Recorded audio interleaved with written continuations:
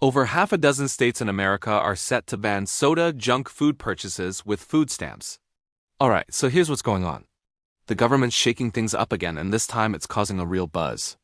If you're on food stamps, also known as SNAP benefits, there's a big push happening to ban certain junk foods and sugary drinks in several states. We're talking chips, soda, candy, energy drinks, all the usual suspects. And this isn't just some political chatter.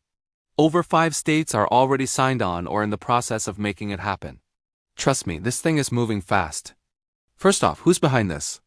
The announcement to ban soda and junk food purchase with food stamps came straight from Brooke Rollins. We are on track to sign multiples of SNAP waivers to get junk food and sugary drinks out of our food stamp system. Donald Trump's newly tapped pick for Agriculture Secretary.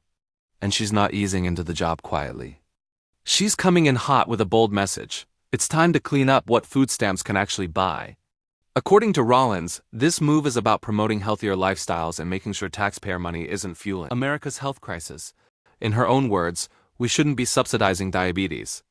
That's a strong statement, and it's lighting up conversations all over social media. This push is also part of Trump's broader health initiative. He's calling it the Make America Healthy Again campaign. Make America healthy again.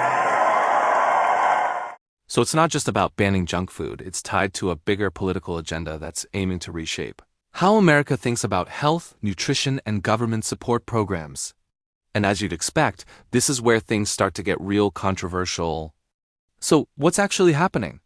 Alright, here's where it gets real. Nebraska is officially the first one out of the gate.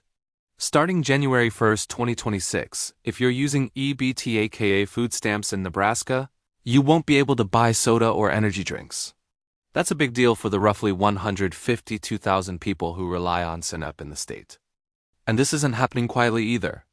Governor Jim Pulin is all in on the move.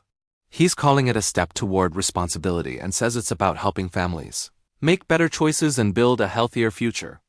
But Nebraska's just the beginning. Iowa and Indiana aren't far behind. They've already submitted waiver requests to the USDA to follow suit. And there's a growing list of states that are getting ready to hop on the train too. We're talking Texas, Colorado, Arkansas, Kansas, Idaho, and West Virginia. So this isn't some fringe idea, it's turning into a nationwide wave. And here's the thing, it's not just about what you can't buy. It's also raising big questions about freedom, fairness, and how much say the government should have in your grocery cart. So who else is involved? Well, this isn't just a one-person mission. Enter Robert F. Kennedy Jr. RFK Jr., who's now serving as the Health and Human Services Secretary. He's joining forces with Brooke Rollins to push this health-first agenda even further. But they're not just talking about cutting out soda and chips. Nope, they're going bigger. RFK Jr. is pushing for bans on artificial food dyes, preservatives, and a bunch of additives that have been linked to health issues stuff, like Red 40, Yellow 5, and other chemicals you probably can't pronounce but are in tons of snacks and drinks. He's been vocal for years about food safety and environmental health, so this move lines up with his long-standing beliefs. Together, Rollins and Kennedy are trying to transform SNAP into more than just a safety net. They want it to be a tool for public health.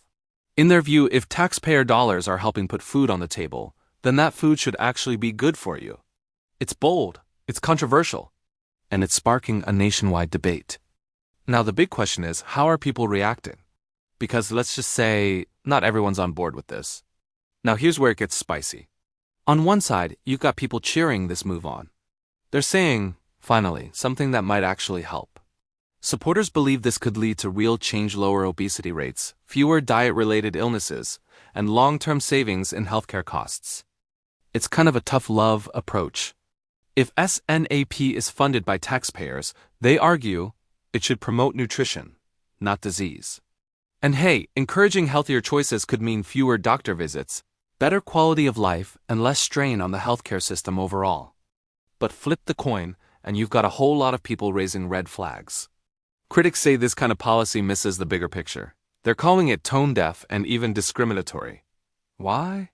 Because it puts the blame and the burden on low-income families who already face limited food options, tight budgets, and food deserts. Shopping with EBT isn't always easy, especially in areas where fresh produce is scarce and processed snacks are the only thing on the shelves. So now, telling people what they can and can't buy, It feels less like guidance and more like punishment. Some are asking, where do we draw the line?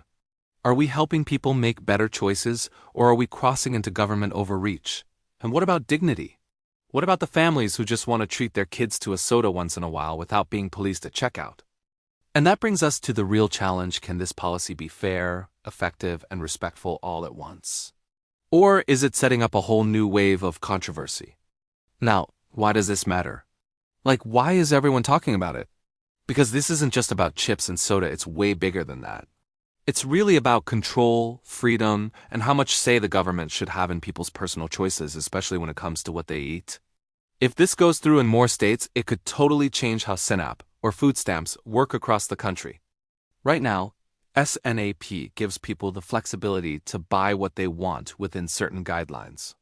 But if more states start putting tighter rules on what's allowed, like no soda, no energy drinks, no processed snacks, then we're stepping into new territory. We're talking about potentially reshaping the entire program.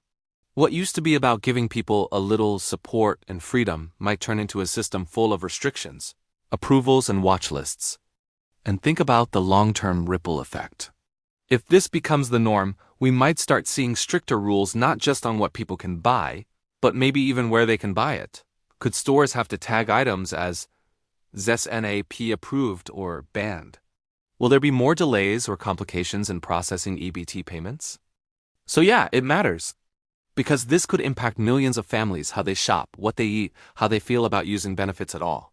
And it opens up a bigger national debate. Is this helping people live healthier lives, or is it crossing a line? And that brings us to the next big question. Is this really the best way to fight obesity and poor nutrition? Or are we just putting a band-aid on a much deeper issue? Let us know what you think in the comment below.